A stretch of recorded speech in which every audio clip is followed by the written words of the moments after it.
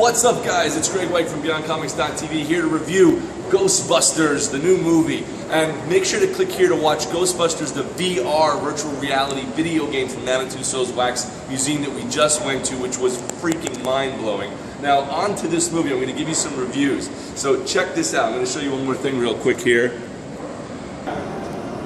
And here is the review for the new Ghostbusters movie. Okay, first of all, guys, I will warn you before I say any spoilers, so don't worry.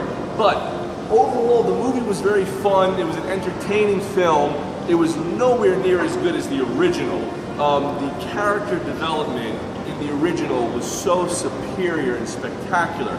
I personally love the cast. I think the cast was good, but I feel like it was no story, and it didn't really give any details who the characters yeah, just to reiterate what she said. They just went very, very quick through the whole story, and lots of quotes and all of this, but nothing really, like no details. And that's one of the key factors. We love the female cast. I want to make that clear in case the studio is watching this. We do love the female casting, and the choices that they made with the SNL cast is spectacular. We love all those characters. That's not the issue.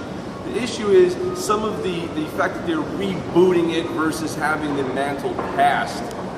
Don't get me wrong, spoiler alert about to come in 3, 2, 1. The cameos with the original Ghostbusters was really fun to see them, but very kind of bit parts, or literally like giving them the same type of cameos that, let's say, Stan Lee has in an Avengers movie. And that's fine, but it would have been nice to actually see them be the original Ghostbusters who passed the mantle on to the new ones. Now, there's a way that they can still fix this. So, guys, if the studio's watching for the sequel with Zool or whatever they're going to do, I just want to give you guys a quick heads up. This is my idea, which I think would be great. Have it be like a parallel universe, and they open up a portal, and then they look through it, and sure enough, there's the original Ghostbusters who remain as the Ghostbusters through that portal, and that's a real cameo to show that there's these two universes, or do something like that to acknowledge the original Ghostbusters from the ones that we grew up with in the 80s.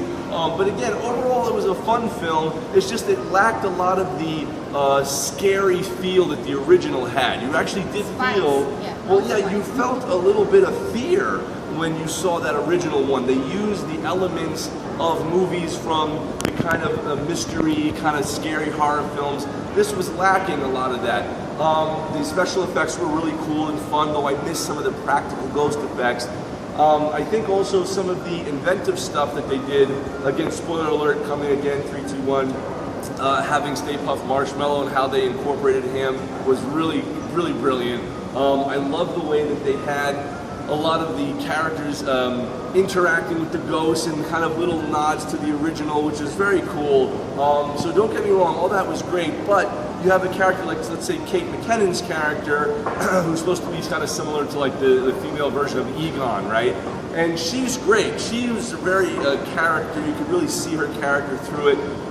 There's a lot of articles online right now saying that the studio stopped the director from showing or revealing or acknowledging that her character is a lesbian in the movie, which I think is, it doesn't change the movie one way or another, but it's a shame that they're trying to hide something, or for some reason, I don't know why they do that, but you guys can see that online. It's on the entertainment television, they're talking about it everywhere.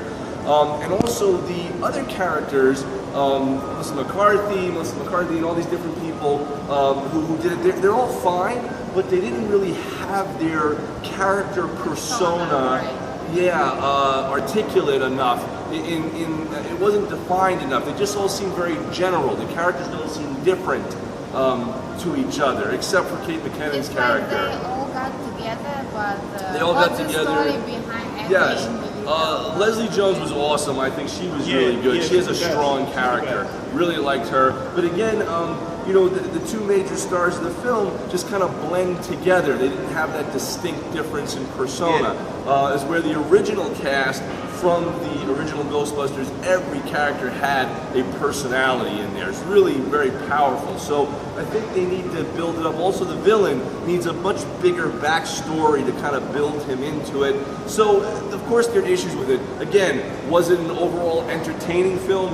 Yes, we liked the film, if there wasn't a Ghostbusters beforehand, we would have just been like, oh, that's a cool movie. But because we have the original Ghostbusters and it was so good, this obviously is lacking a little bit in the character development and the overall story and the way they tie things together, though it had some good elements to it. So I guess overall, it's a decent film. Check it out. The 3D was awesome. That we loved. And because they stripe off the bottom and top of the film with black striping or a black strip, and then the 3D jumps over out of the screen to you, which is just spectacular. So that is something that they should start to make as a standard for 3D with films like this, to actually have things jump out of the screen by doing it that way. So that's really cool. So definitely see this in 3D.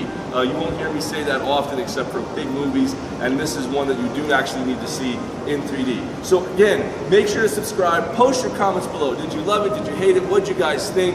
Again, nobody has any problem that I'm aware of with the female cast at all. We love them, that's fine, but I think to erase the past, not to pass the mantle on, was a problem.